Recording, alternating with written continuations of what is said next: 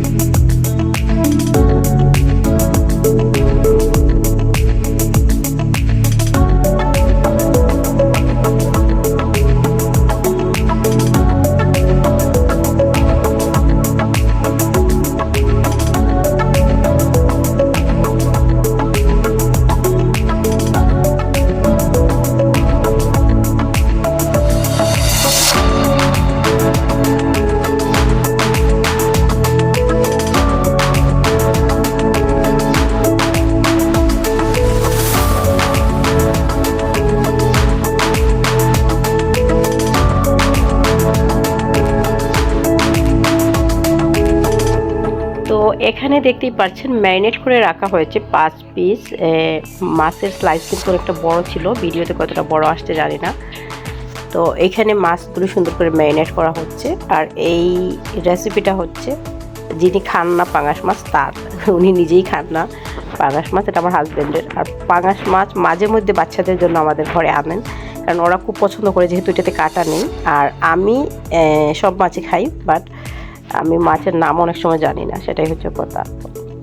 তবে পাঙাশ মাছে যেহেতু কাঁটা নেই তাই বাচ্চারা পছন্দ করে। আর বিশেষ করে ভাজি এবং ভর্তার জন্য আমি পাঙাশ মাছটা বেস্ট মনে করি। আর কাবাব বানাই আমি যখন পাঙাশ মাছ মাঝে মাঝে আনাই বাচ্চাদের জন্য তখন। তো উনি রেসিপিটা করছেন আমাদের জন্য, আমার হাজব্যান্ডের এই আইডিয়াটা। তো উনি করতেছে, দেখেন কী কী এখানে আদা, রসুন, টমেটো এবং কাঁচামরিচ, ধনিয়া পাতা এবং সাথে একটা দারুচিনি পাতা, সামান্য একটু জিরা, এগুলো সব কিছুকে আগে হালকাভাবে ভেজে দিচ্ছেন। আর ভেজে নিচ্ছেন কেন সেটা আমি জানি না, তবে বলছেন যে হালকা এরকম ভেজে তারপরে ব্লেন্ড করে নেওয়ার জন্য। আসলে কাঁচা ব্লেন্ড করলে একটা গন্ধ থাকে, যে সেইটা আসলে সত্যি কিন্তু চলে গিয়েছিলো, আমিও ভাবতে পারিনি যে এটা কেন করলেন এরকম। তো তারপরে আমাকে বললেন ব্লেন্ড করে দিতে, ব্লেন্ড করে দিলাম। ব্লেন্ড করার পর সেই ম্যারিনেট করা মাছের উপর সেই মশলাগুলো আবারও সুন্দর করে ম্যারিনেট করে রাখবো কিছু সময়। তো দেখা যাক কি হয়। আর এই মাছে যেহেতু কাঁটা কম, বাচ্চারাও পছন্দ করে, আর আমি বিশেষ করে আমি ভর্তা এবং মাছ ভাজা এটাকে মনে করি বেস্ট একটা মাছ, যাতে কাঁটা নেই, ভালোই লাগে। কিন্তু আমার হাজব্যান্ডের অনেক মাছ পছন্দ না, উনি খান না, কিন্তু আমি খাই, বাচ্চারাও খায়, বাট মাঝে মধ্যে ওদের জন্য আনা হয়। আর এইটা রেসিপিটা কেন উনি করলেন সেটাও আমি জানি না, তবে জাস্ট অসাধারণ হয়েছিল, কিন্তু আমি নিজেও জানতাম না এটা কীরকম হবে। তো দেখতে থাকুন। এখানে শুধুমাত্র পেঁয়াজ দিয়েছেন, আর আদা রসুন যেহেতু আগে থেকেই ব্লেন্ড করে ম্যারিনেট করে রাখা আছে, তাই এখানে শুধুমাত্র তেল এবং পেঁয়াজ, আর এই তেল পেঁয়াজের মধ্যেই মশলাগুলো দিয়ে বাপার মতো রান্না করা হবে, যেরকম ইলিশ বাপা করি কিংবা মাছ ভাপা যেটাকে বলে ওইরকমই। এগুলো এখানে দিয়ে এমনিতেই সুন্দরভাবে হয়ে যাবে কুক, এটাতে কোনো ধরনের কোনো আর কিছু ইউজ করা হবে না। তো মাশাআল্লাহ খুব ভালোই লাগছিল, আর আপনারাও চাইলে এরকম করতে পারেন, বিশ্বাস করেন, সত্যি বলছি, জাস্ট অসাধারণ হয়েছিল। তো সেই জন্য আমি ভাবলাম একটু ভিডিও শ্যুট করে নিই, তাই ভিডিও শ্যুট করেছিলাম অনেক আগের, এই ভিডিওটা প্রায় 15-20 দিন আগের হবে। তো ভাবলাম এগুলো ডিলিট করে দেবো আর ভিডিওটা আপলোড করে দেই। তো যারা যারা ধৈর্য সহকারে এতক্ষণ আমার ভক শুনলেন, আমার সাথে ছিলেন, ভিডিওটা দেখলেন, সবাইকে অনেক অনেক ভালোবাসা এবং অসংখ্য ধন্যবাদ জানিয়ে আজকের ভিডিওটা আমি এখানে এন্ড করব।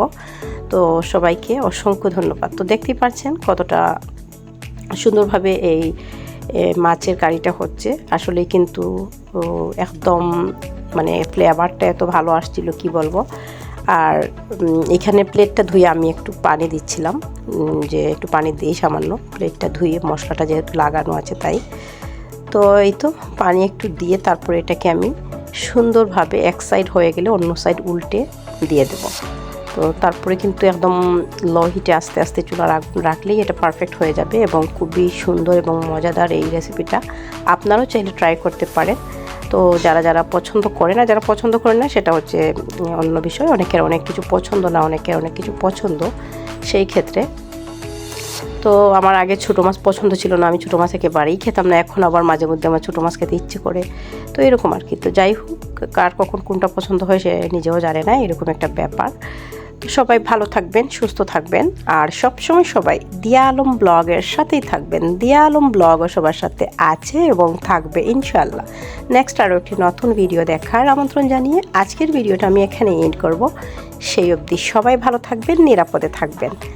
আল্লাহ হাফেজ, আসসালামু আলাইকুম, thank you for watching my video.